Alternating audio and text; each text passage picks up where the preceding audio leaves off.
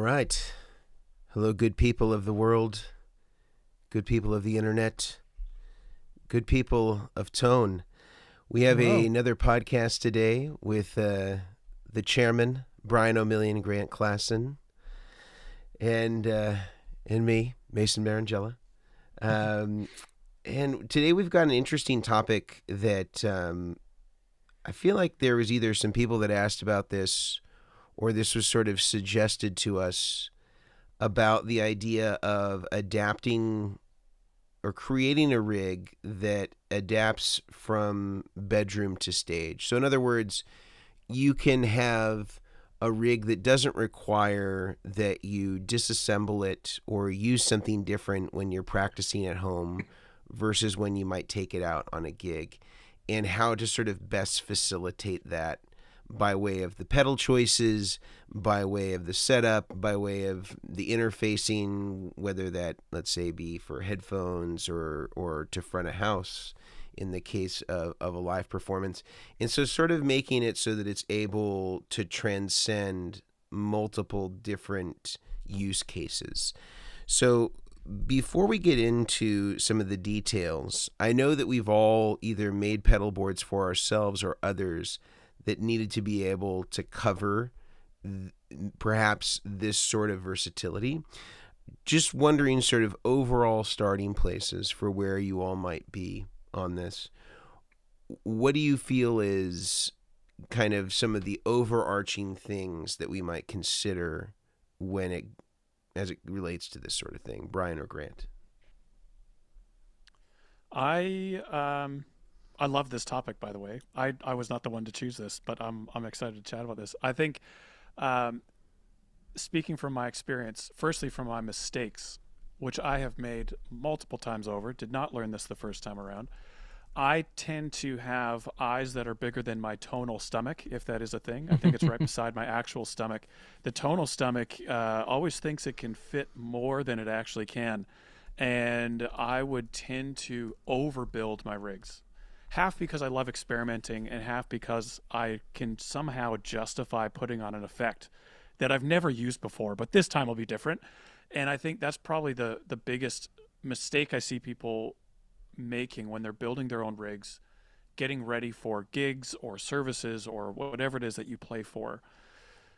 And I just think it has this knock-on effect Mm-hmm. of having a board that is bigger than you need it to be, which makes it harder to transport, which adds more points of failure, which it just, I don't know. I'm trying to learn from my past mistakes, but I would say my biggest mistakes in this realm is trying to do too much. And I would rather flip the script a little bit and challenge both myself and people listening to put every single pedal that you want to put on this board that you're going to be playing at home and gigging with, put it on the stand, as it were, and really audit it. Do I actually need this?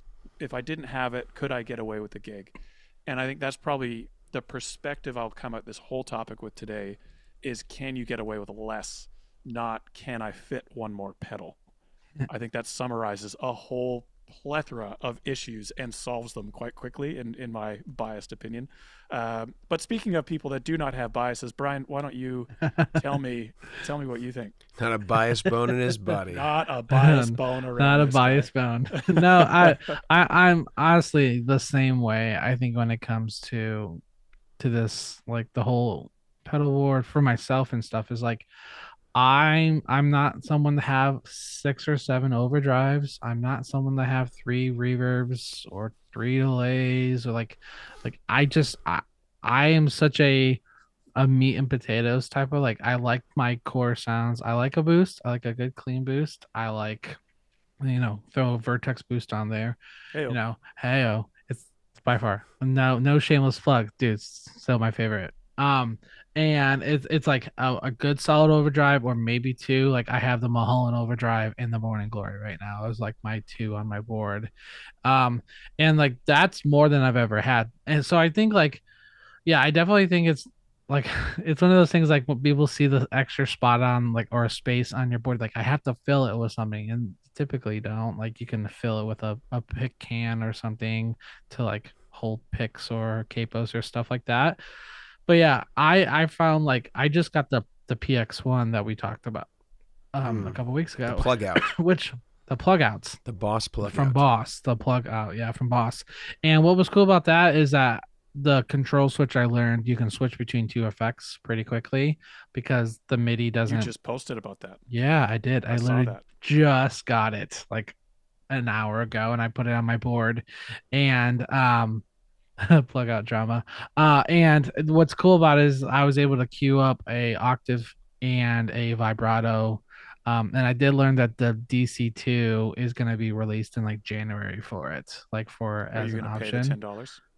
$10? I probably will because it's $10. It's like, but it's And the I don't have to model buy the reigns pedal. supreme. Well, I don't have to buy it. So what I'm saying is like I think I find it easier to find stuff like that where it's like that one pedal can do a couple things. So I try to keep it as minimal as possible. You know, with that one reverb, the one delay. I'm not for all the fancy effects loop routing and all that kind of stuff. And doing my amp stems before my wets, like when it comes down to it, the people in the crowd aren't hearing it. I'm the one that's hearing it, and they're hearing it, but they don't care. Or they might not, depending on the sound guy. So I don't know. I'm such a meat and potatoes guy, but there are a lot of things that I'm excited to talk about that I learned from building a board having at home versus playing it live. That I was like, oh shoot, I never thought about that. So yeah. Well, I think that this is especially important now because of the amplifier simulations and all sorts of ampless solutions exist now in a way that they didn't even 10 years ago. And arguably even 5 years ago, the infrastructure was somewhat limited. I think now we're seeing a tremendous amount of people going that direction, which arguably if you're in a bedroom and you have the inability to make noise or use an amplifier, the solutions now are fantastic, and there's lots of them.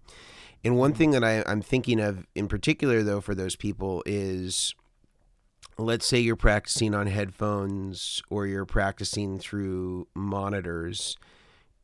You sort of need a way to facilitate that differently than you would be if you're at your gig. Or potentially you might have in-ears that you can use in both situations, and maybe you've got some tracks or something like that. And I think we mentioned at last podcast that Walrus has something that kind of gives you that infrastructure as sort of like a much more sophisticated loop pedal that can run tracks and stuff like that. So presumably if you are playing, let's say, in a church or a band where you have tracks that are pretty well defined, and that's pretty much what you're going to be hearing in your in-ears or in your mix, that's a really useful tool to have to really be able to like nail your parts and kind of understand your mix and relativity to the track. This is all to say that I wonder if we might point out some tools or some products to kind of consider or think about that really make this sort of thing super easy for players to deal with, as far as they can go home, they can use the same rig, they can recreate the environment somewhat close to what they'd be playing live, and be able to sort of create a practice experience that translates to live. Because I would almost say in the case of the amplifier, as much as I'm an amp guy, and you can see that just by kind of like what's around me if you're watching here on YouTube, I would say it's much harder for me to create the type of live performance that I would do with these amps sound-wise, because I can't get my amp dialed in a room or in an ISO room with speaker cabinets like I have here the same way that I could on stage. Whereas if you have an amp sim, you can pretty much completely copy and paste that in a way that you can't do otherwise. So I'm wondering if we can maybe talk through some of the equipment that might be necessary or could be useful for somebody that wants to be able to make that transition. And maybe we can talk about it in terms of like amp. If you do have a real amp, maybe some things that might be workarounds to that or caveats to that, and then maybe focusing on ampless. And another thing too, product-wise, that it would be cool is, and we've talked about this to some degree, is a lot of the devices like the Iridium or the UA pedals, for example, that don't have effects loops, you're using them typically before any processing equipment, but you do have headphone jacks. How do you incorporate the use of headphones if you're not going to be able to get all of the effects printed on what's coming out of the headphone jacks? Because in the case of the Iridium or the UA pedals, if you're running reverbs, delay, modulation after the output of them, those are not part of what you hear in the headphones. So that's been a challenge for some people, depending on how it is that they're running the rig, and maybe almost forces them to have to run everything in front, even though it might be suboptimal. So I think maybe we talk about some of those things in those products. I don't know who wants to start on this one. I think there's a lot of great ones out there. So I think Brian's already got his hand raised. We're going to go old school.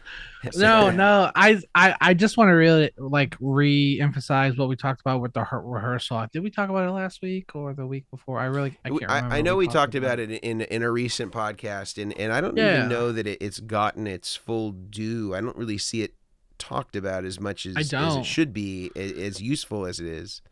Yeah, well, and in this circumstance, if you are running your Iridium, say after dries before wets, this circumstance would absolutely fit the thing. You put it literally at the end of your chain. You can do headphone in to, for your headphones or whatever you're using, your molded ears or whatever, and you can Bluetooth if you're playing in church and you have planning center for the music that you get all your schedules and stuff, you can Bluetooth the music straight to the pedal. You will hear your guitar. I think you have a guitar level. You also have like the level from the music. Like you have everything right there that you're not having to rip anything up. 2, you don't have to reroute or get any crazy extra stuff. And 3, it stays on the board. Like it stays on the board. It's a 9-volt, quarter-inch in, quarter-inch out, stereo in, stereo out. So, and then there's an option that you can literally like you could bypass through it. Like you can go out of it into a DI box. You can pick up a wonderful long line from Goodwood Audio and you can go straight into the house. Like you have all the options right there. You're just dropping all sorts of names today. I'm hitting all of our names. But you can go through the pedal, and I haven't tested it, and I don't know, so maybe this would be a Walrus question. If the tracks and stuff play out the quarter-inch or if they only play out the headphone. That's the only thing I haven't had time with the pedal. But it would be interesting to know, like, if you're like, no, I'm running tube amps, could I play my music through my tube amp at the same time? I don't recommend it, probably. I don't think it would exactly sound the best. But having something like that on the board, like, serves the purpose exactly of, man, that sucks. I have an Iridium with a headphone out, but it's in the middle of my chain. I can't hear my wets. I've had so many people set it up that way. And I was like, yeah, you need something at the end. And they're like, well, I don't want to have to go buy a Scarlett interface or have to set that up and lug that around. And it's just one little pedal, one little pedal right there. So that to me, I think is a good room to stage type of setup too, because your tone also doesn't have to change. How you're configuring your setup doesn't have to change. It's literally nothing changes except you're not Bluetoothing, music to the pedal, but you're running straight into a system. Really simple. Very handy. I think I agree. That's a great piece. I think, let's say, I don't know when their rehearsal came out, a year ago, give or take. Before that, I know that you'd need to get kind of a line mixer type pedal with a headphone out and send your pedal board into that. And that's still a great option. I know, Mason, you have a lot of experience with the Rolls. Is it the Mini Mix? Yeah, the MX28, I think, is what it's called, and that's super affordable. That could also it's not as ready-made as maybe the Walrus product is, but you could run a stereo track into it, if you wanted to, because it's got 3 channels. So, but I digress.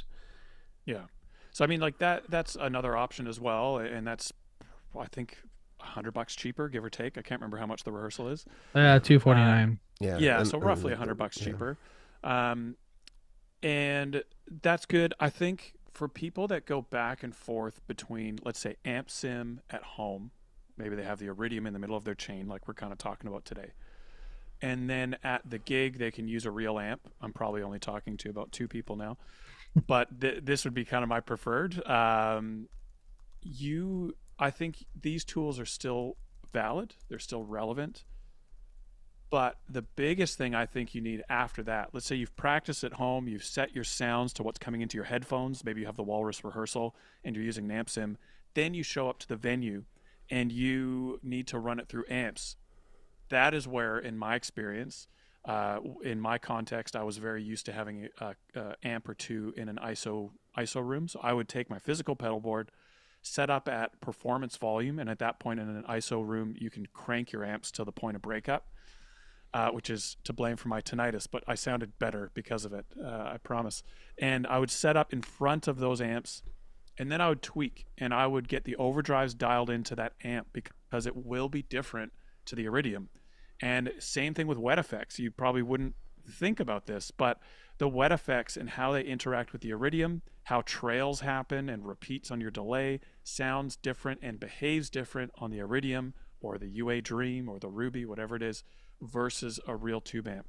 Mm-hmm. And presumably in this instance, you'd be running to the front of an amp rather than running kind of like a pseudo effects loop with the Iridium before you're processing effects. And so there's a couple of things here changing. And so I think your biggest asset in this context is time and showing up to the gig early, setting your sounds, knowing how to quickly tweak mix level, feedback, whatever it may be, overdrives, so you can tweak them and then go on stage, listen through your in-ears and double check again through your in-ears, because that is another factor that needs to be accounted for. And so I think a lot of this stuff, if you're going from amp sim to real amps, you need to test out the rig in a couple of different scenarios. And so I think you guys have probably been here as well, but when you show up to a gig and you are rushed and you don't have time to do this, it is again kind of this cascading thing of events like, oh, that was just, I feel stressed after playing. And that's the last thing you want, you just, none of that is enjoyable. And so I would say showing up early, testing, double checking, and then you're off to the races, and you're going to enjoy yourself so much more in that context. And just because of the fact that you're playing real amps is going to be a lot of fun as well. Yeah.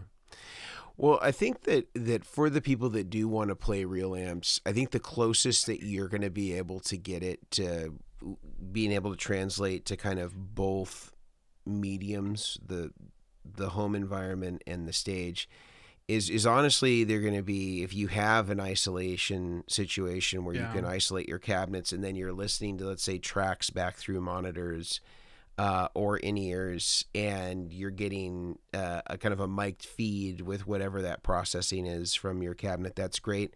I think in the room it's almost impossible. If I were going to be in the room with amps, I think the easiest way to facilitate it would be to use those load boxes that like Sir makes. I think Sir is one of my favorites. Fryette is also one of my favorites. Yeah. And I say those because not only do they have great baked-in impulse responses that you can also add to or substitute for the existing ones and have them as part of like the preset selection that you can scroll through with a knob. The other reason, and I think the more important reason, is that they are built in such a way where it is minimizing risk to the amplifier itself. There are some amplifier speaker cabinet sims and attenuators that have been shown to be dangerous in certain contexts. And I've talked about this before, where there are some flyback voltage issues that could deteriorate the transformer in a way that would especially be bad on a vintage amp where there isn't an obvious replacement for some of those. The safest ones that I can recommend are the Fryette and the Sir. And those are great in that you could load the amplifier with them just like a speaker cabinet. You can have a IR printed on a line out. And that can feed something like a Rolls or something like that. And if you had stereo ones, you could use two, and you could feed both lines in. You could hard pan them, and that would give you a pretty representative idea of what those amps might sound like in context. And I noticed even a lot of guys, and one of your fellow countrymen, Grant, Ian Thornley from Big Wreck, Ah. I noticed that they were using in their latest rig that even though they had real amps, what was going to front of house was the surreactive load IRs. And I think that they were finding that it was a more consistent and predictable sound for their front of house guys to mix. And even though they liked physically feeling the air moving of a speaker cabinet, that was more for them. And what the front of house was getting was like not having to worry about mic positions or any sort of acoustics of the room that would affect the miking of the speaker cabinet. They could just have a feed from the reactive load, and they knew that was going to be the same sound night in and night out. So that might be an interesting compromise to people that might be considering that. The other thing I thought was interesting to mention is talking about DIs and line drivers along the lines of your Long Line, or Walrus has a product for this. There's a bunch of different companies now that have products for this. And the cool thing about a lot of these is that they have pass-throughs as well. So you have the option, kind of speaking of adapting from bedroom to stage, you could be practicing on an amp sim, and you could use these pass-throughs in order to facilitate going to a physical amplifier. And one of the coolest things about the Goodwood one that sort of is a differentiator from a lot of the other ones, and I'll say this not just because Grant's here, but one of the smartest things about Grant's device is that you have your XLR outs and your 1/4 inch throughs on the same side. So it's not like, yours are actually buffered, right, Grant? They're not just throughs. Correct. Yeah. So you're addressing it sort of in two stages, because most of them that are out there, the throughs are literally just a Y cable off of the input that's just done internally. So there's no conditioning that's done to the unbalanced outputs. Let's say like on a Walrus DI, for example, the DI line driver. Nothing's happening there. It's just the straight signal going through. So whatever pedal is coming into it, you're dependent completely upon the quality of the buffered output or how low the impedance is to determine how good it is at driving the line. Whereas if you were to use the Goodwood long line, it's already buffered on those outputs for you. So it's not a consideration that now you have to add another device on top of that DI in order to facilitate the line driving to an amplifier. And the other valuable thing is, like I said, it's on the same side as your XLR outputs already. So you're not having to configure some sort of weird routing scheme to make it easy for you to go amped versus ampless depending on what the gig is. So I think that that's such a smart thing. The other thing that's incredibly smart about what Grant did with this, I think it's the only, I guess the Walrus has this too. Walrus and Longline from Goodwood are the only two that have a phase control. None of the other ones out there have a phase control, and I don't understand why that is, because there are pedals even that can invert phase in some cases. Some pair of stereo pedals inverted on one side but not on the other. Having that correction, I think, is such a key tool. And when I've asked other manufacturers about this, they don't have an answer for it. And I put this up to the fact that people that are building rigs, and this just goes for all the manufacturers out there, they should be listening to this. If you're not building rigs and you're building products that are designed to go on pedal boards, you need to talk to people that are building rigs, because you don't know what you don't know. And there are so many companies that are building products for this space that are not steeped in having built hundreds and hundreds of rigs for a lot of different people, for a lot of different applications, and they make silly choices that any of us could see right away and say, that doesn't work for these 5 reasons. And this is one of the things that people forget about pedal manufacturers, is that they are good at manufacturing pedals. They're not usually thinking about the next 5 steps removed from the design. And a lot of times, even when pedal guys design stuff, they design it in a vacuum where they're not thinking about the fact that there's going to be 5 pedals coming before it that all have different competing input and output impedances, and a bunch of pedals after it that have those same sort of things. So when you buy like a Goodwood product like this, it is thought out, because Grant is literally putting together rigs and having to consider those factors, which most pedal manufacturers are not thinking about. So this is just a good case for Longline if anybody is not already bought in to the methodology. I hope I sold it well there, Grant. Well, it also You're making me doubles blush as is like what the you're doing. SGI box to run amps from a long distance away too, if you were to buy or receive. Like Yeah, I that's got another cool advantage of it. Like you don't have to have these extra boxes on the side. It literally does it all in one. So yeah, I had to throw that in there. yeah. Yeah, so I think that's those are some obvious things. I don't. Are there other things that you guys would want to mention as far as products that you think are valuable in this space that kind of help you adapt from, let's say, ampless to amped, or in ear in at home versus in ear on stage, things like that. Well, I mean, I know a lot of guys. I'm looking up the specs right now because I don't actually have one. The Daiso, Dizo, what do they call it? I Daiso, call it Daiso. Daiso, but I feel like it's one of the many Daiso. names. Like for the rest of up until the podcast, I always said Ibanez, and then I found out it's Ibanez, Ibanez. and Daiso's another Ibanez. Well, I don't you know? know. I don't know that the world has morphed Fully over come to to that to side. Ibanez. I feel like though we should make a shirt that very clearly spells out the Enye, Phonetic. but I know there's like a whole story about this where it was like bought by a Japanese company, but was originally invented by this Spanish guitar maker or something like that. I could be sort of slightly getting it wrong, but it's something along those lines. And like I don't think that there's an Enye in Like Japanese unless I'm the original founder of Strymon being Jamaican, same thing, right? Right. Yeah, I think we've told this story about how there was a time when somebody, and I don't know how aware Strymon was of this, but there was somebody that kept on changing the Strymon Wikipedia page to say that it was pronounced like Strymon, and that the Strymon. origins were in Kingston, Jamaica, and that they all. Oh my gosh. In any case, That's amazing. well, that's what you get on Wikipedia, right? You can I guess have so. a What were you, revisionist history.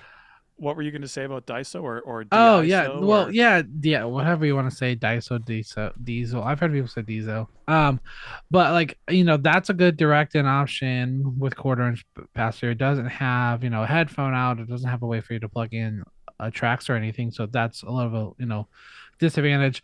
I mean, even the new, which was surprising that and I even posted about this. And there was a bunch of people that made it like commented like it was common knowledge. Strymon, someone just, oh, Strymon should drop a Jamaican theme pedal. Well, I mean, Strymon just dropped what's it called, the PCH. PCH. Yeah, like Yep. that has the headphone out. That's really cool. It looks really big. I'm sure it could be smaller. I don't know. I mean, I haven't seen one in person. I should probably just go by the Sanctuary and look at one. But like, it's a cool option, but it doesn't have The sum, phase. or sorry, the phase. Yeah, it has a Phase sum. doesn't have phase. Yeah, and it's funny. I've talked to some major manufacturers, brands that you would all recognize. If I said I talked to these guys, and they're like, "Yeah, we just didn't think that it needed that." And I was like, "Here's a perfect example. What if one guy's like, on one side, I want to have an EP, an Echoplex preamp pedal that's boosting the left side but not the right side." Or I've got an Arion stereo chorus where it inverts the phase of one of the outputs. As soon as that's in line, now, whether you're ampless or not, it is going to invert the phase of one of the sides, and it's just going to stay like that. And it's just silly to me that they have sort of like talked themselves out of that. It just seems like the infrastructure is there. It is the easiest thing for them to do. Like, it is not an expensive The cost addition. of a button. Yeah, it's the cost of a button, and at scale that is cents on the dollar. Like, because to add another hole to the enclosure is not expensive. The switch itself, sure. Let's say worst case scenario, a push good quality one at quantity, $1 at most. Yeah. I don't think it's because it's an expense thing. I literally think they don't think they need it, and I think it's such an oversight that I think separates the good ones from the not good. I literally used to before Grant had his. I used to modify the stereo radials so that I could have a polarity switch on them. because Yeah, there wasn't an option exactly. for that. Well, I mean, and when I posted about it, because I was like, "Oh, this is cool," like Brian Mita told me about it. Hey, they're gonna be dropping this, and I was like, "Oh, that's really cool." And I went, "Oh, that's weird, no phase." And then I posted about it, and like 5 or 6 guys were like, "Oh yeah, the amp sims nowadays, like the UA stuff, they just fix the phase issue, so they like self fix the phase." And I was like, "But that doesn't work if you're going in the It amps." only and it also only works if it's the last pedal in line. Again, if you have pedals after it that Yeah. invert the phase, it doesn't Mhm. matter. It doesn't matter whether they phase match left and right. I think that's what they're thinking. They're thinking like, oh well, we resolved this issue because the left and right channel are in phase. They're the same polarity. Yeah, exactly. And they're not thinking about the fact that most people, if they know better, they're going to be using most of their processing stuff after it, and there are a lot of variations on how people treat their stereo outputs. Yeah, I mean, I had some phasing issues this past week, and having that phase switch made such a difference. Like it was like, man, it just feels like something feels weird about it, and click the switch, and it was easy. So that's the hard thing is like when you get, especially a box that I don't even know the price of it. Like it's not cheap. I mean, I think it's like $300, isn't it? yeah. Like I mean, for what it can do and stuff, like it looks beautiful in the headphone out, like that kind of it's stuff 200. is great. It's 279. Okay.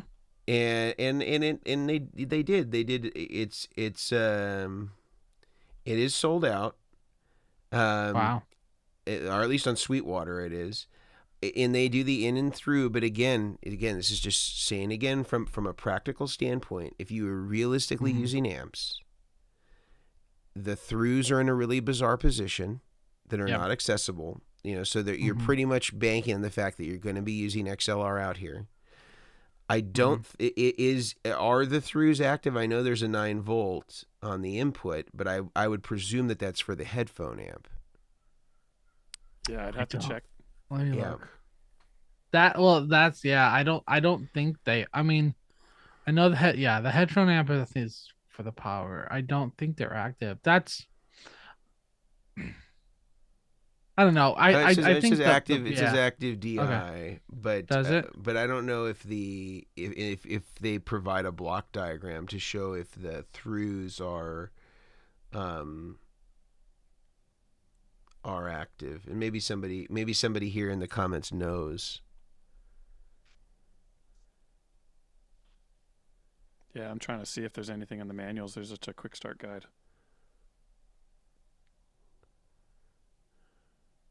No block diagram. Yeah, it'd be interesting to see. I'm just looking at the features here. Stereo headphone amplifier, high fidelity 9-volt architecture, converts internally to 24 volts, as does our Vertex boost and our buffers too.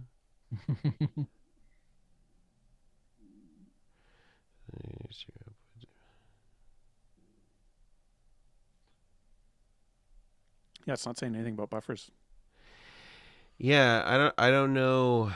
I would assume that they're just throughs because it just says through. So I would assume that they're not. I would assume that it's just input and through, just like how the Oh, it is buffered. It says it. Later, PCH's inputs adjust incoming signal and buffer it for delivery to the XLRs, and then later on, at the same time, split to left and right through outputs. Okay. So I think it's buffered and then split. Got it. Where one side goes through, but I probably no isolation. I wouldn't imagine then on the left and right. That's a good question. I don't think so, but I can't say for sure. Yeah. So I think again, and I think that this makes it even more of an interesting thing that they aren't doing any sort of phase correction. If there's no isolation, there's no phase correction. That just means that this is another thing now that you have to add or consider if you're toggling between amped and direct. And it's just I don't see why people haven't gotten this right. Like it also just, this configuration makes it impossible to do this without having to add another box, or even if it's just a pass-through box. Let's just pretend, for the sake of argument, that these are good quality buffered low impedance outputs, and it's got an isolated output on one side and a polarity switch. Let's just pretend they had that, right? You still have to figure out how to get it out of the throughs and push it out to an amplifier. Like, it's not in a very intuitive place, whereas like the left and right outputs that are XLR are very obvious that you can get them out there very easily. I think that's a problem. Yeah, I mean, I'm not gonna, I haven't had one come through. I haven't had anyone ask about it. So I think they are tapping into the market of, they haven't done something like that. I get that. But I do think there are overlooks. But from like a state, from a bedroom to stage perspective, this can work. It can do the job. I just think there are limitations that are going to come with it, which is it just seems like the configuration isn't well thought out. And in Brian and I we can't get into details yet as of who, but there was a company that we spoke to recently that had approached us about a product and had asked us what we had thought about it. And both of us, without having connected with each other separately, both told them the same thing. And then when Brian and I reconnected, we were like, when they asked us what the problem with it was, we both told them the same thing. We told them that the jacks are on the wrong side. And when people use this pedal, they put it in a very typical place, whether they're right-footed or left-footed. It's usually going to be in a very specific place. The overwhelming majority, of course, as you might have guessed, would be right-footed. And so the jacks on the product, if it's always aligned on one side, need to reflect that. And they did the exact opposite of it, which from like a board building standpoint is silly, that you would have a gang of jacks that would all be on the side that's most exposed and likely to be damaged, instead of the interior. And it turned out that they asked us this, but probably had already made the decision. Like, well, that can't be changed. And I was like, but if they had asked us this at a point where like, stuff could actually be modified, I think it would make for a better product. Like, sure, you can work around it and you can try to recess it, or move the pedal in slightly to like make it less exposed. But just like, it seemed like that's something that if you talk to somebody who is in that field, that it would be such an obvious and easy, like, right away, there's the problem. Could have headed that off. And I think it's interesting and instructive that Brian and I both came to this conclusion within minutes of seeing it, having not even talked to each other about it, or knowing that each of us had. I know, seeing your CC message all right after I had sent mine, I was like, oh, look at that, we're on the same page. It was pretty canny. Yeah. So anyway, I will I'll back off the ledge a little bit. You're getting grumpy, Mason, today. You're gonna get off my lawn, Mason. We're gonna break for a second and talk about a few sponsors that make this podcast possible. I'm gonna turn it over to you all, and we'll hear a little bit about that. And by supporting them, you are in turn supporting us. Yeah, absolutely. Yeah. So the first of our sponsors are going to be the guys over at the Guitar Sanctuary, who we just talked about. A lot of these products are in the Sanctuary. I mean, Direct Box, the Goodwood stuff. I mean, the Strymon. I don't think they carry the pinstripe stuff, but there are a lot of options out there for this stuff to be available. So you can get headphone amps, as well as the 2-note stuff, the aux boxes, all of these guys, they have all this stuff here. As you can see, we have the Vertex stuff on the page, as well as Goodwood stuff.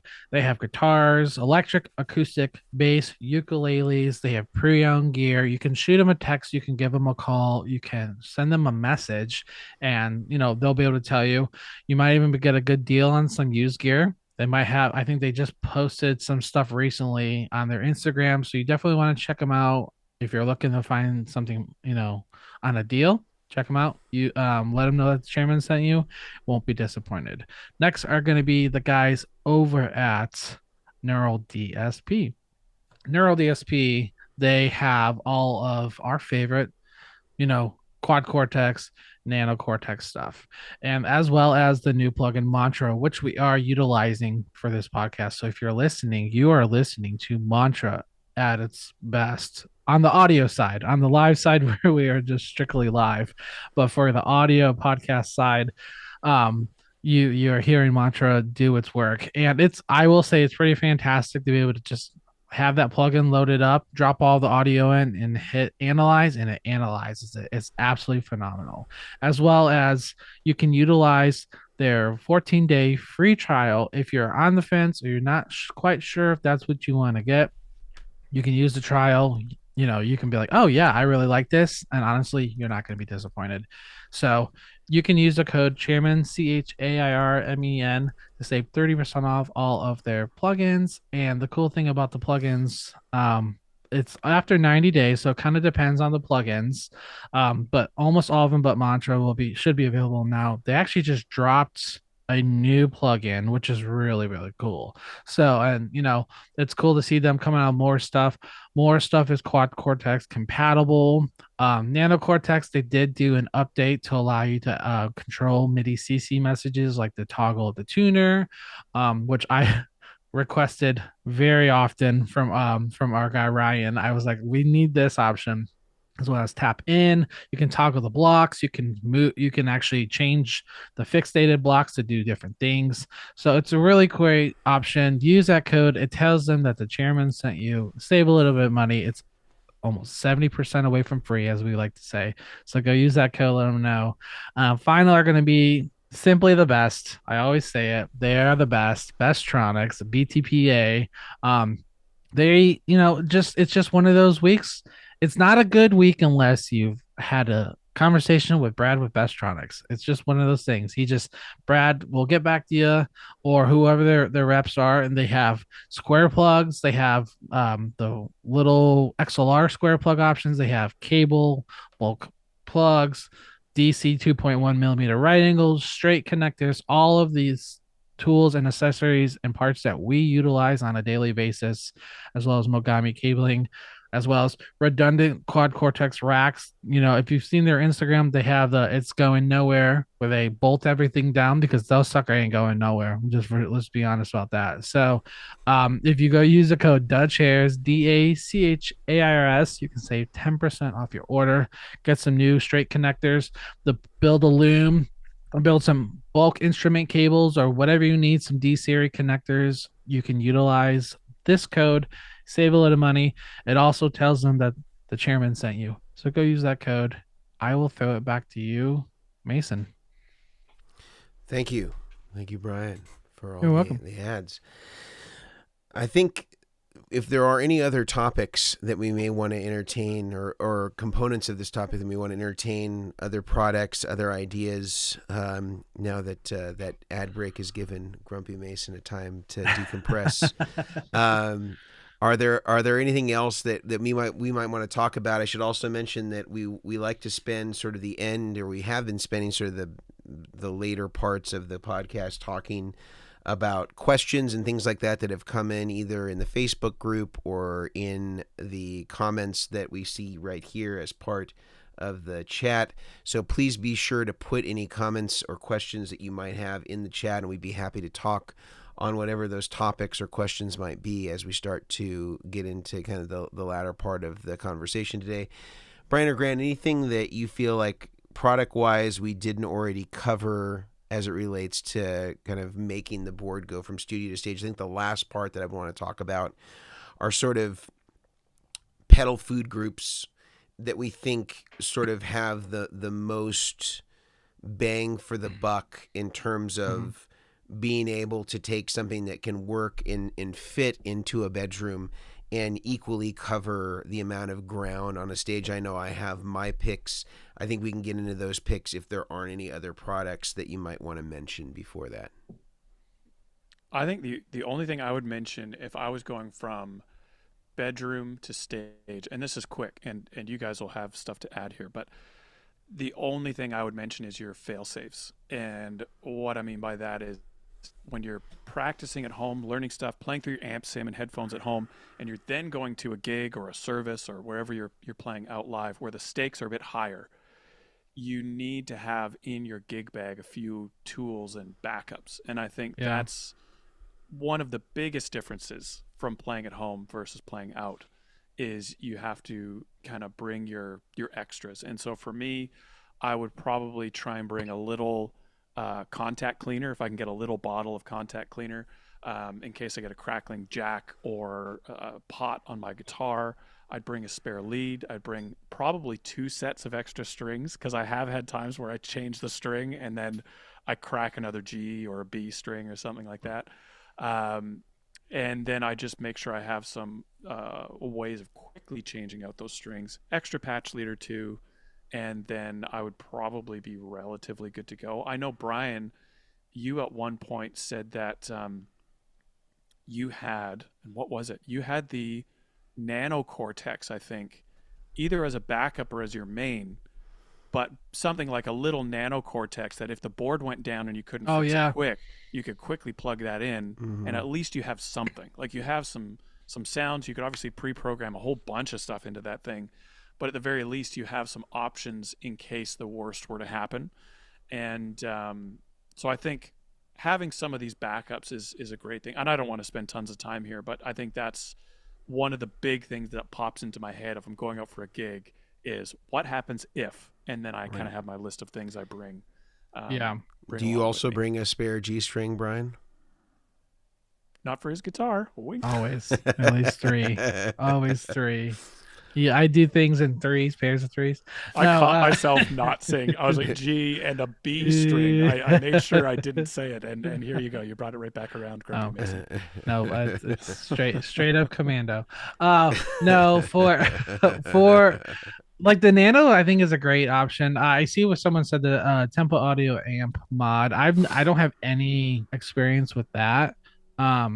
It could be a really good option. I'm sure it is. I've never tested this. So I don't have much input, but like the Nano Cortexes are really great. It's one of those things that people go, man, that's just sitting in your case, not being used. I'm like, yeah, I mean, it's a great, oh shoot moment. Like I need something, throw it in there. And it fits in the little pocket of the underneath the neck that I never know what to put in there.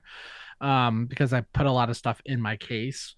And it's just such a great little backup, as well as like if I had the space on the board, I would put it on the board and use it for like, some of the effects. But it's such a good backup unit. But one thing I do from home to wherever I'm playing is like, I obviously, because I can do it and anyone can do this, I have like looms that I have made for myself that I use at home, and it's labeled XLR and it has power on it and stuff like that. It has 3-prong power and everything. Like I have all these. I'm not sure if you guys can hear. I have the different looms that I've done. And Mason, you actually posted about this is for XLR, so the cable's a little bit thinner. But you had posted a link or a video about this type of where it's all in this material, which I got from Vestronics. Yeah, I got it from BTPA. But you actually posted one where it was an instrument. They were 1/4 inch. Yeah. They were a little bit thicker. Those, yeah, right there. Yeah. This is the best kind of way. Stuff. This is the best way to do a loom, in my opinion, because it's just all part of the cable. And for people that are listening, this is Canary 2205, 2205, Canary, Canare, Japanese cable company, a competitor of Mogami's. I don't think Mogami makes this exact thing. This is actually designed 2205, and they also have a larger one. This one has 3, I believe. So this is ideal if you have an amp with an effects loop, mono amp. So you've got your send, your return, and your amp input. Yeah. And these are originally designed for broadcast, but they're very, very low capacitance. They're around 20 picofarad per line, And then they also have larger ones for 5 cable if you wanted to have another one for return. So again, for a 5 cable method, you'd have 4 in the loom. For a 3 cable or for 4 cable method, you have three in the loom, because the guitar you wouldn't wrap in with this typically. I suppose you could, but I generally wouldn't. But that kind of stuff comes in handy, like that right there, for like having that. I love that. Yeah, that one. Huge time savings, because really all you need to do is you figure out what the breakout is, right? Like, so how much length of cable you need that's outside of the already, the external insulator, and then you just cut that down. You can throw 1 or 2 pieces of heat shrink around it just to make it rigid. and you can just Glue start lines, making right? cables. They're all color coordinated, and it's super easy. Like I've done this for a lot of different things and used variations of this because it's just so handy, and like you don't have to worry about tech flex or any of that stuff. Just such a time savings. Well, and like that's where like I have this one back here that I'm trying to sell. This is loom that a client ordered, 50-foot loom. It was huge, Ooh. and yeah, it was massive. It was 4 cables and AC power. It was. I I always think don't that that's. do I always think looms. AC is dangerous. I know it Because was. It was definitely when I was like, "Hey," and they're like, "Well, no, we have noise, like a noise thing at the board and at the rack and everything. We don't see." It was they're heavy, like a heavy metal band. That he was just like, "Yeah, I just, we actually have a couple extra I didn't know I had, so I had started making it, but like." This you have to worry about the text flex, you have to worry about all those individual cables and everything, and it's really heavy. So we're like that, like what you have, Mason, or like this one, like these ones, they're they're so lightweight, and I can label all the connections and stuff. So like this is the kind of stuff that I take with me because I know that the cables work. It's all labeled. I'm not having to search for extra cables or looking for extra stuff or being like given cables and you're like, oh, okay, those kind of look like DMX cables. I've had that happen multiple times. So like handing me a cable, I'm like, that looks like a DMX cable, and they're like, oh no, I swear it's a mic cable. I'm like, okay, well, DMX is different, and it sure enough made a massive difference. So yeah, having like your set of cables, maybe having a couple extra instrument cables, like those are always things I think are the best. And also something is having extra headphone cables, like if you have molded in-ears and stuff, having Good call. 64s, having ultimate ears. I think I got like 5 or 6 packs of extra cables, and I have never needed them. And then our countdown clock was going for our service. It was 30 seconds, and I did something and I ripped the connect. It was 45 seconds, and I ripped the connection out, and I was like, Brutal. so luckily we had something prior to the song starting, and I was able to reach down, pop in the new pieces, and throw it on. But it was like in that moment, like it doesn't matter how expensive your inner monitors, it doesn't matter how expensive your guitar or your border stuff is if you're relying on that cable to hear, you know, you might want to spend $100 on backup cables and have 5 or 6 of those. So that's a huge one for me. Is I have them in all of my guitar cases, all in my pedalboard cases. I have at least a pack or two, a couple packs. So yeah. Nicely done. Well, maybe we'll finish out with some of the pedal recommendations of kind of things that we think keep things small, but allow you to have sort of the maximum coverage in terms of and I'm thinking about it in the event of like, let's say you do top 40 stuff, and maybe you also play at church. You've kind of got to cover a lot of ground. I think to me the things that are, I think you have to have a digital reverb of some kind that would have potentially presets or MIDI capability. I think equally with the reverb, you have to be able to have presets and the ability potentially to do MIDI.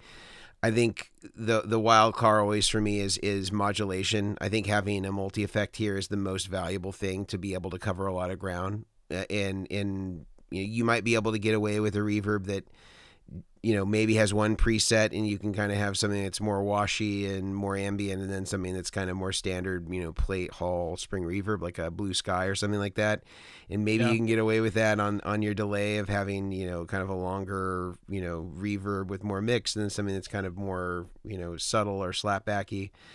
But I feel like with modulation, you have to be able to cover so much ground that having, an Eventide H90 or H9 or a Mobius or an HX Stomp or HX1, those things are so valuable. And I think it's more valuable when you can have more than one effect on at once, which differentiates something like an H90 from the other ones, or the HX Stomp from some of the other ones, because having the ability to run multiple effects, like that's usually where people eat up a ton of room, is that they have, phasers, flangers, choruses, vibratos, tremolos. those just add up very quickly, and I think that the space where multi effects can give you the most bang for the buck is certainly as it relates to modulation in my mind. And then you have maybe with overdrives, I've been experimenting with this a lot, and I've been finding it really useful. And it's not really anything new that nobody said before, but I think instead of having a higher gain distortion pedal, I've had more success using two pedals that can kind of either be scaled up to stack to kind of get in the distortion range, or you could use them individually as kind of more like low and mid gain overdrives, as opposed to going like full hard clipping and really getting something that's super saturated. I've been finding that like if I have two versatile overdrives, like a Timmy and a Blues Breaker, or a Tube Screamer and a Klon, I can kind of either combine those in such a way and in such a setting where I can get kind of higher gain tones out of it. Maybe it's not metal level, but like as high as would be needed on sort of like either a church or top 40 gig.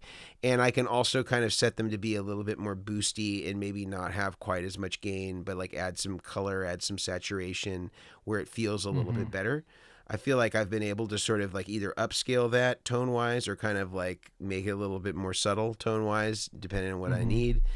And I think that those have been incredibly useful. And I think an EQ pedal has just been such a valuable piece too. Like you can make it a treble booster, you can make it a bass booster, you can cut mids, you can add mids, and having that as sort of like a factor in addition to those overdrive pedals, you could also just set all the EQs flat and then just increase the level, and you have a clean boost. So I think that those are sort of core elements that I look for in pedal boards. That I just need to be small, compact, have a lot of mileage, be able to do a lot of things, and I can keep that in a fairly compact platform. What about you guys? I'd add to that boost thing, because I totally agree with EQ being used as a boost. And if you can get something like if we're going for a preset style, a preset based board as an option, I would probably get something like, if I needed to cover a lot of ground, a Source Audio EQ2, because then you can route it before your overdrives, you can route it after your overdrives. So you boost into an overdrive, you get more clipping, you boost after, you get more volume, and then you can still have the EQ functions. There's a lot you can do with a pedal like that if you're really trying to cover a lot of ground. And so, yeah, I mean, I would probably, if I'm going compact but versatile, I'd probably get something like is it the Ventris Source Audio, the delay and reverb in one? Right. Yep. Or is it Collider? The Collider. The Collider is kind of part of the Ventris and part of the Nemesis in one. Yeah. And they were just released like a newer 2-in-1. Right. I didn't see what the difference were there in terms of what it did, but yeah, I agree with you. And then HX Stomp, I think, is awesome as well in the sense of covering lots of ground, because again, and you're kind of getting into signal chain inception here a little bit, but you can route the front half of the HX Stomp at the beginning of your chain. You can route the back half into your modulation, delay, reverb.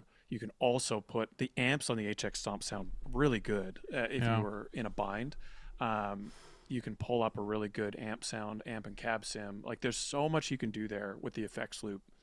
I would say I'm not the world's biggest fan of Line 6 algorithms, but if I'm building a board that needs to be versatile, that's going to be high on my list. And so I think what you covered is great. I would not really be able to build a board myself without some sort of volume control. And so I love having a volume pedal on the board, and so I'd probably sacrifice other things to have a volume pedal on the board if it was me. And other than that, Same. I think you covered a lot of it. Yeah I'm the same. I would sacrifice a couple of things to have a volume pedal on there, but there's stuff like that comes out like, you have the Dunlop, the mini DVP, like that mini volume pedal, which is cool. And then you got guys like Chernobyl who do the Polytune mod inside of the mini DVP. So like that right there, you have two pedals in one already, so it saves some space. But yeah, having something dedicated like that, a 2-in-1 pedal, I'm hitting up something like a Carbon Next or something from Brown. or no pun intended with the hat or anything, but just like something 2-in-1 related. Also, the duelist from Kingtown is really good. Um, I've been trying to get my hands on some Kingsley pedals, but I Mm. know that there's a bit of a Got one weight on 2 foot them. Oh, out of my reach here. oh, Yeah. Yeah, they're they're good, man. You so should good. Come up to you can have Vancouver. He's 20 minutes down the road. you can have Oh, Grant smuggle some over the border. please, Yep. please do that. Put it in some. Bake me a bread, and put it But now inside the you're asking bread. too much. Now I Oh have to learn how man, to make No. sourdough. just dump it. Put it in a jar of maple syrup. There we go. Now we're talking. There we Just go. immersed in Goop floating. it. That'll only add another $80 to the total. Honestly, but yeah, I mean something like that. If I can find a 2-in-1 that can utilize as a drive and then the other as a boost, fantastic. I'm gonna do that. Like I'm not gonna use two overdrives. I'll use one. Really simple, like a 2-in-1 for reverb. Like I haven't tried the new GFI Solo Yes. Adventure. I haven't tried that one, Yeah. but I have the Tempest on my board and I really like it. Mhm. I've had the Collider, I've had the Nemesis, I've had the Ventures. Like I've had all those pedals and they're really good. I personally don't like the Collider. I think for me it's just like little things I want to be able to adjust a lot quicker on the fly. So I would be going like um a really basic like tap tempo delay. I mean, I don't even know what I would be thinking. Like I would probably honestly be doing like a DD7 or something, really Nothing basic. wrong with that. And then Mm. for like a reverb pedal, man, I love the Flint. That's the thing. I love the Flint reverb, but I also like the RV5 series. I don't know. I have a throw up between. I probably would pick the Flint just like because it also has a tremolo and it just sounds fantastic. So, I mean, I'd be doing something like that for sure. Like just really basic tones. I could get through it. Yeah. Nice. There's a few questions here that I'm pulling from folks that had put this up on the Facebook page. If you have any questions that we didn't get to, I'm just trying to see if there's any that questions that had come through in the chat. I'll have a read while you do Facebook. Yeah, so one of them was asking if we've heard of these Rian RP2RCF pancake connectors, and they're about 20% the price of the square plugs.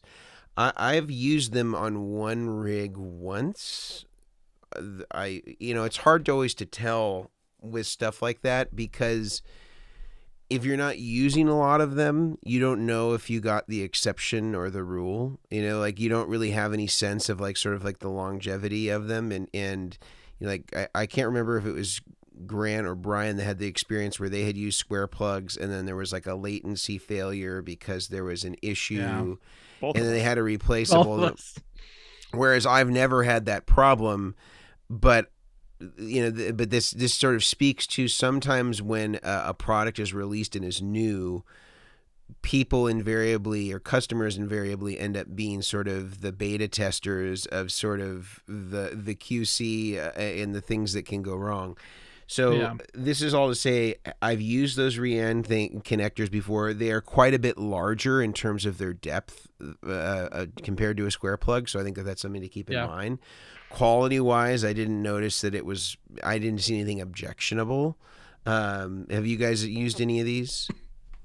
I haven't used that one in particular. No, Yeah. I'm aware of it, but never shown up on a rig yet. Is this Yeah. the one that came from Facebook question? Yeah, this came from a Facebook question. Yeah. Is it the Rian? I'm trying to find it. Yeah, it's like it looks like a They do Rian have pancake a plug. version. Yeah. but it has like a dip at the top, right? Nathan? It's a little bit of an Asked it? odd shape. Yeah. No, I haven't used it. I'd be curious to know the site. I think someone posted all the specs on it, but my eyes, I definitely can't. Okay, it's all in millimeters, so I definitely can't read it. Grant, I'll have to talk to you God's about measurement Uh, system. Thank you. that. I don't know how it compares to the SV stuff, but honestly, I mean, ever since doing the evidence audio connectors, as expensive as they are per connector, those suckers come in handy. Like they just end up being like the fact that they can like fit on a G3 series build perfectly fine in a Boss series build. I just finished this Boss build a couple days ago, and such a lifesaver. So I don't have any Rian experience with this connector though. There's another question that says, where do you buy spare screws for SP400 plugs? And he said, I think that you can actually buy them from Bestronix, and I think that they have color-coded ones. But you should also be able to get these from most hardware stores, I would think. It may not be the length that you want. There may be some variability in that because they're fairly short. But like most bulk bins at an Ace hardware store, if we're talking about America, this would be fairly easy to be able to locate, and you could just take one of the screws out and you could use that as sort of the test, where you go to their bulk screw section and you try to screw it in and see which one works. But you can also order them. Oh, it looks like he found them through Tone Design. I see that he added that. Yeah, so Redco Audio is another place that has them. I'm sure BTPA has them. Redco, it is a M3X4 coated screw. So I'm sure you could Google that and find it. So maybe Amazon screw. M3. 4 millimeters maybe. But you could also go. There's a company called McMaster. If you and I use them for a lot of screw stuff that you can buy in bulk, and they're usually very affordable. It may be more than you need though. Also, another question from Kevin. He says, is there a recommended order when wiring pedal boards? Like, I think he means like the order with which you do power versus audio, etc. I know I have my way, but either you want to elaborate on your strategies and techniques as Brian far as has the order. Most experience, so let's let experience speak first. What's funny is there's a lot of ways that even Grant and we've talked about how we wire even like the split cables differently. Like the white line on the cable is slightly, so it's always fun to talk through like processes. I will say I typically go audio, MIDI, power, typically, but I just did a board recently. This Boss, you'll see it's a whole Boss board with a PBC 10. It was actually the guy wanted it based off of Keith Scott, so he was like a big Keith Scott fan, and so I just wired up for him with those evidence plugs. I actually went power then audio, or I would power MIDI audio, because if you start with the cables that are less bulky, it's a lot easier to run channels. If you start with a big channel of cable and runs and stuff, then you're having to like cut zip ties, pick up that bundle just to run certain cables and stuff through, like power cables or MIDI cables, and you start to run into issues, especially if you like accidentally stretch those cables a little too much. So I have been doing power first because it's a lot smaller, especially that cable from BTPA is really nice. So that's what I've been doing. I've been starting with the more low profile stuff and saving the bigger, chunky cable, like audio stuff for last. I've always done it that way too, because I mainly because it's really difficult to test your cables if you don't have power going to the pedals. And I would often, especially on big switcher boards, I would always wire all the power, and I wire the MIDI, and then I'd wire the input and out. With the MIDI, you can, everything powered on, you can see if that at least is making it through. You can test that component. And then I would wire the output section of the switcher and the input section, so that I could test continuity through with everything bypassed. And then as I added each loop, I could test as I went, so that I wasn't like, no, where in the 20 cables here did things go wrong? What about you, Grant? I don't think it's ever been as simple for me, and maybe I'm just slower than you guys. I don't think it's ever been as simple for me as like I do all of the power, and then I do all of the. It's always been like I'll do most of the power, and then I'll see where the cable channels. I'll kind of plan out my main cable channels where I know I'm going to be doing a lot of work, and I'll usually try and run those first. But it's typically the majority of power, then the majority of audio and MIDI. I kind of do at the same time. And then I'll, finish everything off. But I will say, I am not shy about redoing sections. So I'll lightly run a big cable channel, knowing that I'm going to clip 2 of those zip ties, move it a little bit, run a cable, and then redo them. I just know that a lot of zip ties are going down when Yeah. I do Oh a yeah, segment. Yeah. same, Yeah. same. Yeah. Sacrificed at the altar of tone. Absolutely.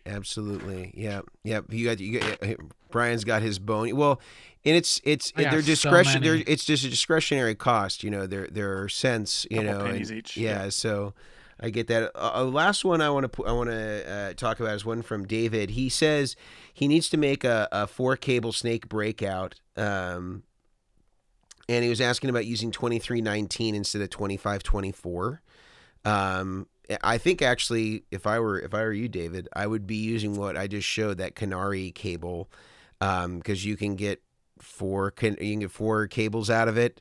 You don't have to worry about using this stuff. I think, but if we're going to answer his question, 2319 versus 2524, if it's on the output, I don't think it matters if the buffering is good. If you've got kind of a decent quality buffer, the differences between 2524 and 2319 are almost invisible. If you were using it on the input, I would say it's a different thing, because the guitar is not so great at driving cables, and the more you can help the guitar pickups, the better.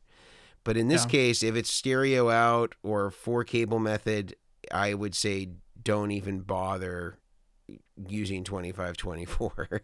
That's my opinion. You guys may be different on that, but I would say even better, use the stuff where the snake's already ready for you, because he's talking about using braided tech flex and stuff like that. I was like, you just eliminate that whole headache. But what do you guys say about that?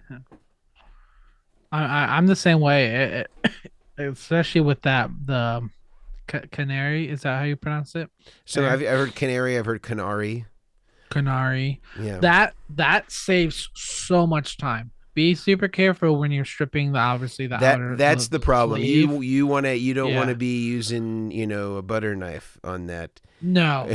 I mean, I use like scissors. Like I have these scissors, and I'll actually like spin the cable very lightly. If you cut into it far, you'll cut into the cable.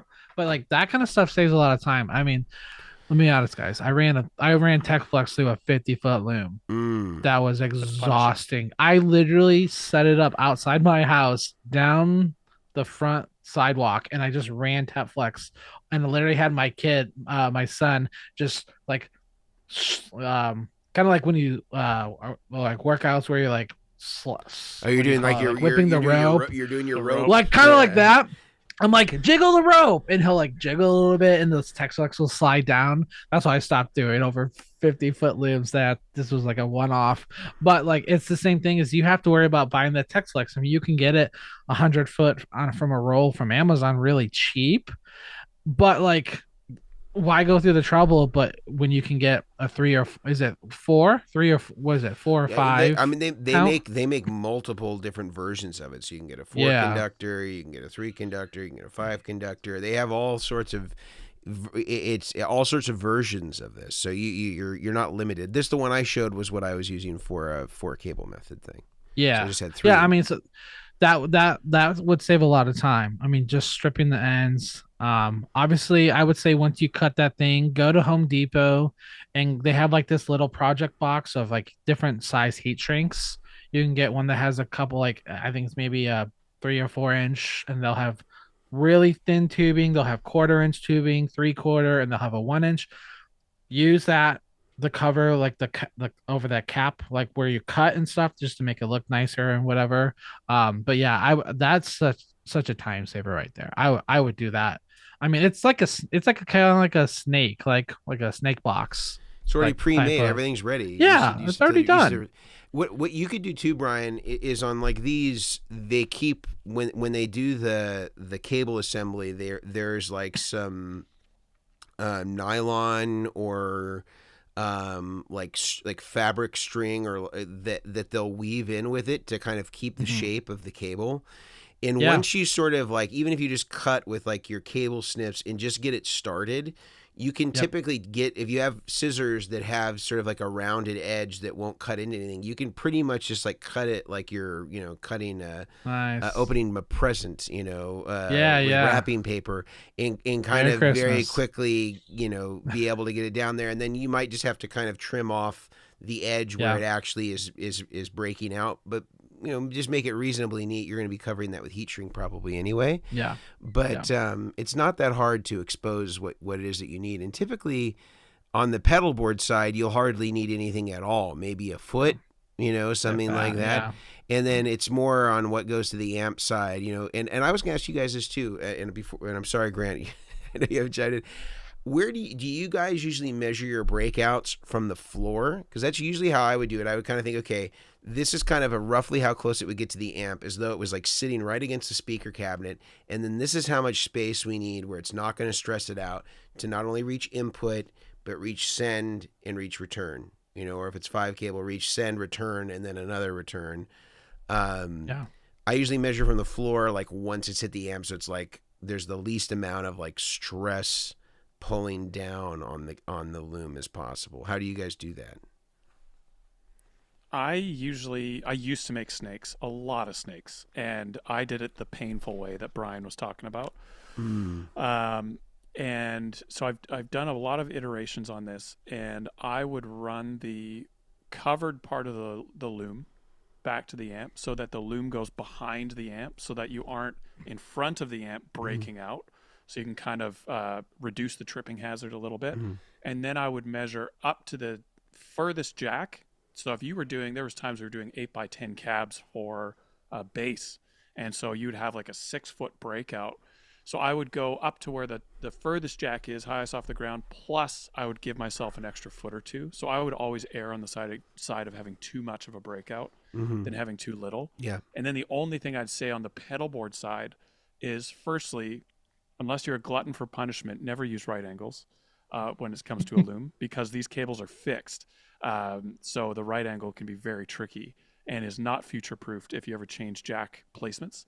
And then the other thing is I would always, again, give a little bit more breakout on the pedalboard side, because if you ever, sometimes at a gig, you're going to run from the output of your pedalboard with this loom, and you might go straight out, no problems there. But then you might, another gig, pull down and go back behind you towards an amp. And then at another gig, you might pull up and go in front of your pedalboard off to another section. And so if you have a short breakout, the cables are going to have more stress depending on where the loom is moving. So I usually would do a minimum 3-foot breakout on any side of the snake, knowing it was a little bit long, but it would be more forgiving on the actual cable itself. And as often as possible, I'd use straight plugs everywhere, because right angles kind of shoot yourself in the foot. Yeah, very rarely does it work. I think on Fender amps it works pretty great because of just where the placement is, but pretty much everything else is a nightmare. Yeah. Yeah. I've done the same thing. I put it on the floor and then I'll run the cable up. I typically do the fronts. I'll do right angle jack typically for just the amp side. Pedalboard side is always straight jacks, but the back side is typically straight connectors, just so you can differentiate like the two. Unless you're running like a Mesa where it has like a foot switch, then it ends up being straight connectors. One thing I learned pretty quickly on, I built y'all gonna think I'm crazy. I built 75-foot looms for Doyle from the Misfits, and they have buffers and noise gates and everything. He's like, I'm not worried about the length. I just, it needs to be like a freaking brick when I need to be able to drive over with a high-low. And I was like, okay. So like we did really crazy thick cable, and it sounded perfect. But he was always requested like a carabiner or something attached. I've seen that before. Yeah, it's a smart it's idea. very smart. Yeah, Justin Derrico with Pink also has this where there is like basically like a drilled in hook with like a keychain ring that the carabiner attaches to, so it can't pull it harder than. Yeah, you got to explain this, because it doesn't. If you just say carabiner on a loom, it's like, well, why? All right, so this is a white. So if you can see it, if you're listening, so Just a carabiner, like a run keys, cable, like right? yeah, think of like what you I have it from my car keys and I hook it to my back of my pants. But I got this actually from Amazon. It is a wire. Not a It's a guitar wire or cable, no, but not like a No, it not a sounds like guitar it's G like string. it's like a bicycle cable, like a thinner gauge bicycle, like yeah. Yeah. It's you get it from Home Depot in like the fencing section. I think it's not fence, but it's like that type of like pulley wire metal Yeah, stuff. yeah. But it's actually in a coated strand, so it doesn't like rip your fingers. But what I always do is I will on the outside, I will, and this only way I've been able to find it is I electrical tape it a ton, and then I'll slide a couple layers of heat shrink over. Some guys have done zip ties. There's not really a pretty way of doing it, but the reason is one, you can coil up all the cables and wrap it around and keep it hooked together. Mm. Especially because they're putting it in the trunk, or a lot of these guys they'll actually connect it to the rack. So then like it's just hanging with the rack and it's connected here. So there's no stress on these cables going to their rack. I've seen guys do it for their amps. It's really handy to have it because then you're not just doing this and then like pushing the cables through and it just like looks like that, like super messy or anything. So I would say like that's another, and also helps like if someone like trips over the cable, they're not gonna yank it out and break the jack on the amp or the connector on the board or the I saw or someone do that on their thing. pedal board, and they hooked the carabiner, which was attached to the I've snake, seen that too. onto their pedal board's handle, so that if anyone trips on the loom, it pulls on the carabiner and the handle, not the Yeah, jack. yeah. attached to the That's what pedal I I've seen the saw same. like on Justin Derrico's, where like they zip Yeah. tied, Very they zip smart. tied like a key ring almost to it, Yep. and then that was attached to a carabiner that was then attached to another carabiner on either this on Justin's. I think that they took like an eye hook and drilled it into the extrusion side of the pedal Yep. board, and then that's Yep. what it linked to. But yeah, it's a really smart idea, I think, for touring purposes. If there's ever a question as to whether somebody would like try to kick it, because it also like just helps keep And everything it's locked quick in. extraction of the pedal board. You could literally grab the loom and rip that pedal board off stage. Yeah. Quick Like transitions. man overboard. All Just about pull it quick in. transitions. Yeah. Yeah, I know. I think stuff like that. I don't think from like like I don't recommend probably hooking it to your amp head because if someone trips over and they pop your amp head off and it busts open like that gets tricky. But yeah, it comes in handy. So yeah. Awesome. Well, gentlemen, it was a pleasure as always to be here with you today. For all of our viewers, we appreciate you being here. We highly recommend you give us a thumbs up. And why do we ask you to do that? It's partially to annoy you, but it's also because the algorithm looks at these sorts of metrics and says, wow, if people are really liking this, maybe we should recommend it to more people that resemble the kind of crowd that tends to watch our videos. And so it will in turn help us find other people who are interested in pedals, pedal boards, etc. We highly recommend you leave us a review on iTunes, Spotify, wherever you find your podcasts. Leaving those reviews again help other people find us that are like-minded into gear and tone and pedal boards and all that stuff. Join us on the Facebook group page, Chairmen of the Boards. Ask your questions. As you can see, we talk about some of them even during the podcast. Thank you all for being here, and until next week, we will see you a little further down the road to Tone Town. Bye, guys.